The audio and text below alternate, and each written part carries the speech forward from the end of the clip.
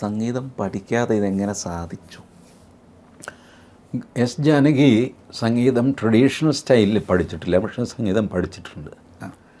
അവർ നാഗസ്വര വിദ്വാനിൽ നിന്നാണ് സംഗീതം പഠിക്കുന്നത്. വാസ്തവത്തിൽ നമ്മളുടെ കർണാടക സംഗീതമുണ്ടല്ല, അത് പോപ്പുലറാക്കിയത് നാഗസ്വരക്കാരാണ്, പാട്ടുകാരല്ല. നാഗസ്വരം വായിച്ചു നാഗസ്വരത്തിൻ്റെ ഒരു പ്രത്യേകത അത് ഒരുപാട് ദൂരെ കേൾക്കാം. അതുകൊണ്ട് കർണാടക സംഗീതം പഠിക്കുന്നവർക്ക് വളരെ എളുപ്പമാണ്. ഒരു വലിയ വയലിൻ്റെ അക്കരയിൽ ഒരമ്പലത്തിൽ രാത്രി നാഗസ്വരം വായിക്കുന്നു എന്ന് വെച്ചു, വയലിൻ്റെ ഇക്കരയിരുന്ന് നമുക്ക് കറക്റ്റായിട്ട് കേൾക്കാൻ പറ്റും. അതിൻ്റെ സ്വരം, ഏറ്റക്കുറച്ചിലുകളൊക്കെ നമുക്ക് നിശബ്ദതയായിരിക്കണം. ബഹളം വെടിക്കെട്ടൊക്കെ ആയിക്കഴിഞ്ഞാൽ പറ്റില്ല. നാഗസ്വരത്തിൻ്റെ ഒരു പ്രത്യേകതയാണ് സംഗീതം അസാമാന്യമായിട്ട് കമ്മ്യൂണിക്കേറ്റ് ചെയ്യും നാഗസ്വരം. ഇവരൊരു നാഗസ്വര വിദ്വാൻ്റെ കീഴിലാണ് പഠിച്ചത്. അത് ഇപ്പോൾ യൂട്യൂബിലുണ്ട്. എസ് ജാനകി വാതാപി ഗണപതിം എന്ന് സെർച്ച് ചെയ്ത് കഴിഞ്ഞാൽ ഹംസധ്വനി രാഗത്തിൽ അതിൽ സാധാരണ കച്ചേരിക്ക് ഓഡിയോ ആണ് കേട്ടോ, വീഡിയോ അല്ല. സാധാരണ കച്ചേരിക്ക് വയലിനും മൃദംഗമാണില്ല. ഇവരുടെ എസ് ജാനകിയുടെ കച്ചേരിക്ക് നാഗസ്വരവും തകിലുമാണ്. അവരുടെ വളരെ ഫേമസ് ആയൊരു പാട്ട് നാഗസ്വരത്തിൽ ശിങ്കാരവേലിനെ ദേവ എന്നുള്ള പാട്ട്, അത് വെച്ചിട്ടാണ് അവർ അസാമാന്യമായ പാട്ടല്ലേ. ആ പാട്ട് പീലിയിലേക്കാണ് ആദ്യം കൊടുത്തത്. പീലിയില പറഞ്ഞു ഇത് ഞാൻ പാടേണ്ടതല്ല, ജാനകി പാടട്ടെ എന്ന് പറഞ്ഞു. ജാനകി അന്ന് അത്ര അറിയപ്പെടുന്ന ഗായികയൊന്നുമല്ല.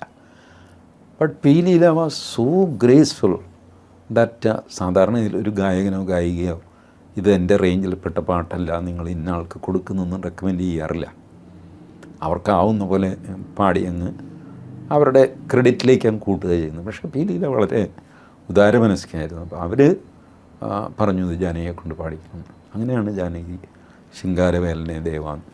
അത് നാഗസ്വരത്തെ വെല്ലുന്ന ശബ്ദമാണ്. സാധാരണയിൽ നാഗസ്വരത്തെ ഓവർടേക്ക് ചെയ്യാൻ വലിയ പ്രയാസമാണ്. അത് ദേവവാദ്യങ്ങളിൽപ്പെട്ടതാണ് നാഗസ്വരം. അതിൻ്റെ സ്വരം ബാക്കിയുള്ള സ്വരങ്ങളെ മുക്കിക്കളയും. ഒരാൾ ഓടക്കുഴൽ വായിക്കുന്നു, വയലിൻ വായിക്കുന്നു, കൂടെ ഒരാൾ നാഗസ്വരം വായിക്കുന്നു. ഇത് ടോപ്പിൽ ശ്രുതിയൊക്കെ കറക്റ്റായത് എല്ലാം ശരിയാണ്. പക്ഷേ ചേട്ടൻ ഇത് വായിക്കാൻ തുടങ്ങിക്കഴിഞ്ഞാൽ മറ്റ് ചേട്ടന്മാർ മൈക്കൊക്കെ വെച്ചിട്ടുണ്ട്, ഓളി അഡ്ജസ്റ്റ് ചെയ്തിട്ടുണ്ട്, കാര്യമൊക്കെ ശരി, പക്ഷേ ഇദ്ദേഹം കയറി. അതുപോലെ തവിലും അതുപോലെയാണ്. മറ്റ് വാദ്യങ്ങളെ തവിലിനടുത്ത് പിടിച്ചു നിൽക്കുന്ന ഒരേ ഒരു വാദ്യം ചെണ്ടയാണ്. 18 വാദ്യവും ചെണ്ടയ്ക്ക് കീഴേ എന്ന് പറയുമല്ലോ. ചെണ്ട കൊട്ടി തുടങ്ങിക്കഴിഞ്ഞാൽ തകിലിന് പോലും പിടിച്ചു നിൽക്കാൻ പ്രയാസമാണ്. പക്ഷേ നാഗസ്വരത്തെ ചലഞ്ച് ചെയ്യാൻ വേറൊരു വാദ്യമില്ല. അതിൻ്റെ പോസിബിലിറ്റീസും ഭയങ്കരമാണ്. നാഗസ്വരത്തേക്കാൾ പോസിബിലിറ്റീസ് ഉള്ള ഒരു വാദ്യമായിട്ട് കൂട്ടുന്നത് വീണയാണ്. അൾട്ടിമേറ്റ് സംഗീത ഉപകരണം എന്ന് പറയുന്നത് വീണയാണ്. വീണയിൽ കിട്ടാത്ത ഒരു സ്വരവുമില്ല എന്നാണ് വെപ്പ്. അതുകൊണ്ടാണ് സരസ്വതിയൊക്കെ വീണയുമായിട്ട്, വീണയുടെ വലിപ്പമൊക്കെ വെച്ച് നോക്കിക്കഴിഞ്ഞാൽ സാധാരണഗതിയിൽ സരസ്വതി പറയും കുറച്ചുകൂടെ ചെറിയ ഐറ്റം ഉണ്ടെങ്കിൽ എടുക്കുന്നു. കാരണം ഇത് ഇങ്ങനെ മടിയിലൊക്കെ വെച്ചുകൊണ്ടിരിക്കണം. ബട്ട് ഇതെടുക്കാൻ കാര്യം എന്ന് വെച്ചാൽ അൾട്ടിമേറ്റ് സംഗീതമാണ്. അപ്പം അതുമായിട്ട് ആണ് ആൾക്കാർ താരതമ്യം ചെയ്യുന്നത്. ഒരു ഗായകൻ്റെ ശബ്ദം അന്നത്തെ ആ കാലത്തേക്ക് എക്സ്പേർട്സ് താരതമ്യം ചെയ്യുന്നത് ഈ ഇൻസ്ട്രുമെൻസിലാണ്. കറക്റ്റ് ടോണും സംഗതിയൊക്കെ നമുക്ക് അഡ്ജസ്റ്റ് ചെയ്യാവുന്നത്. അതിനൊപ്പിച്ച് ഇവിടെ അഡ്ജസ്റ്റ്മെൻ്റൊന്നും ഇല്ല. തൊണ്ടയിൽ ഒരു സ്ക്രൂ കയറ്റി നമുക്ക് മുറുക്കാനോ അഴിക്കാനോ പറ്റില്ല. ബാക്കിയുള്ള എല്ലാ ഇൻസ്ട്രുമെൻറ്റിലും നമുക്ക് ശ്രുതി ചേർക്കാം. തൊണ്ടയിൽ ശ്രുതി എങ്ങനെ ചേർക്കും? അത് നമ്മുടെ മനസ്സിൽ നിന്ന് ആ ശ്രുതി അല്ലെങ്കിൽ ഹൃദയത്തിൽ നിന്നെന്ന് പറയും. അത് ആ ശ്രുതിയിൽ ചേർന്ന് വരണം. അവിടെ ഒരു നിയന്ത്രണവും നിങ്ങൾക്ക് ഹ്യൂമൻ ഇൻ്റർവെൻഷൻ, ഒരു സ്ക്രൂ മെക്കാനിക്കൽ ഇൻ്റർവെൻഷൻ പറ്റില്ല.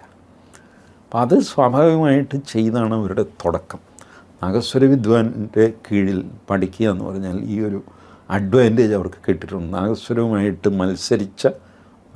മത്സരിച്ച് പഠിച്ച ഒരു സംഗീതം, അങ്ങനത്തെ തൊണ്ടയായിരുന്നു ജാനകിയുടെ. അതുകൊണ്ട് അവർ കർണാടക സംഗീതം മനോഹരമായിട്ട് പാടും. പക്ഷേ അതൊരു പതിവായിരുന്നില്ല, കച്ചേരി നടത്തുമായിരുന്നില്ല. ഇങ്ങനെ യൂട്യൂബിൽ ഞാൻ കണ്ടിട്ടുണ്ട് 1-2 വാതാപി അല്ലാതെയും ചില കീർത്തനങ്ങളൊക്കെ അവർ പാടിയിട്ടുണ്ട്.